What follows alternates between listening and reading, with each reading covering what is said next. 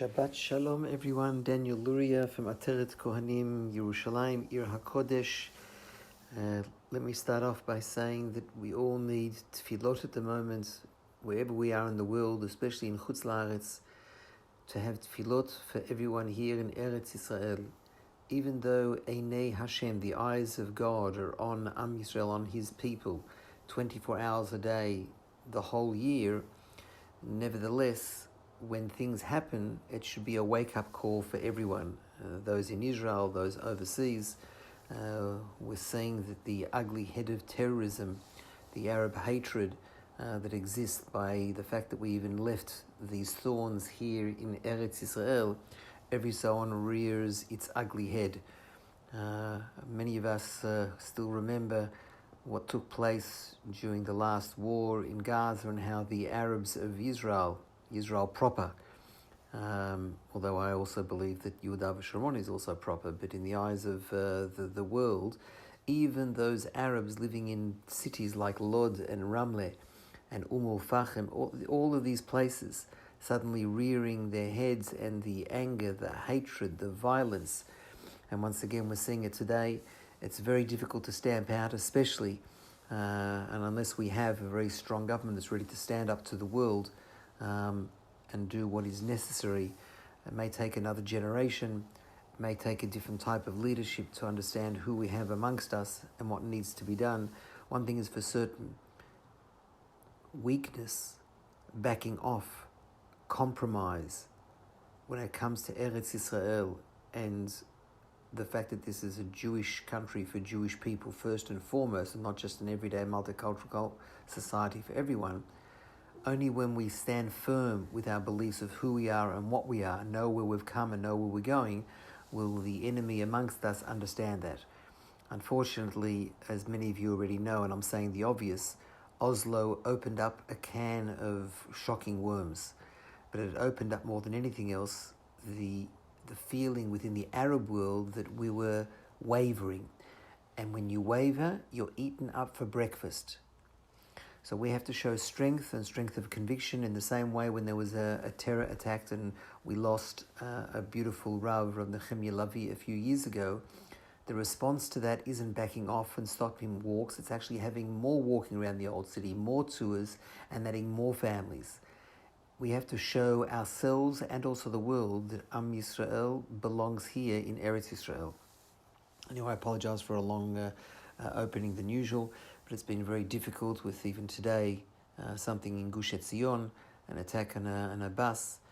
We saw Bnei Brak, and unfortunately we have to deal with all of this. But on the brighter side of things, and there is a lot of bright things to still see in Eretz Yisrael, we are here, we have a powerful country, a beautiful nation, and we're here to stay.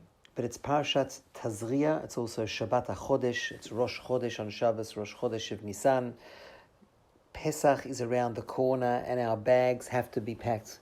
I mean that in a real way. We have to be leaving Mitzrayim, act as if we were there in order to tell ourselves and our children what it must have been like when we're being created as a nation. When the nation is seeing God in ways that today we see things only hidden, nistar. Have to understand that God is behind it, but here it was very clear. He's going to do A, B, C, and D all the way to the 10 plagues. Everything that took place at the Yam Suf. Everything about this period is open and clear understanding about who and what is Hashem and the fact that we are created as a nation. In any case, Parashat Tazriah and Tazriah and Metzorah, a lot of it is all about, of course, the what we call in English leprosy, although it's clearly not leprosy. In Hebrew it's called tzara'at, translated loosely as leprosy, but obviously it's not a physical ailment. If it was, you'd be going to a doctor and not a kohen. It's something very spiritual as a result of our behavior with our mouths, slander, haughtiness, etc. Of course, once again, only the kohen can diagnose it. And of course, if it was just leprosy, it wouldn't do anything to clothing or the house, which, by the way, only takes place in Eretz Yisrael. You see, only in Eretz Yisrael, I'm talking about the clothing and the house, where it has this ailment. You see, we can only be banished from Hashem in a place that we're very close to Hashem. And if Hashem doesn't want us because we are speaking Lashon Hara, we are speaking Rechilut, we are doing even Avak Lashon Hara, something called the dust of Lashon Hara. I mean, there are so many different categories about how a person speaks badly. It's not just the one style of saying something which is a lie. No, quite the opposite. There's actually plenty of things that may be 100% true that still shouldn't be said. Depending on who you're saying it to, it can come out even worse. Avak Lashon Hara, as we know, that is something very sort of very loose, but even the hinting to a certain person can turn out to be Lashon Hara. Obviously, speaking badly about another person. There are many different levels. A person, if you ever want to read a book, you can read about Sharei Tshuva, Rabbeinu Yonah. Obviously, the Chafetz Chaim has everything possible, and a person should really keep his mouth closed, which would be very difficult for me because most of my life is all about talking. Mind you, hopefully most of it is all about Yerushalayim and no Lashon Hara. One has to be very careful how one talks about even the land of Israel. We saw what happened to the Meraglim. But that's a whole other story. So it's all to do with Lashon Hara, how we use our mouths. The fact that, by the way, we're going to a Kohen is interesting. Imagine if you are a Talmid Chacham and the Kohen happens to be, no one very, very special. Let's put it that way in an intellectual point of view. Does he still need to go, if he's a great Talmid Chacham, does he still need to go to the Kohen? The answer is yes, he still needs to go. Not only that, there's another issue about who gets to judge things. We have this idea of adding an extra month in a leap year.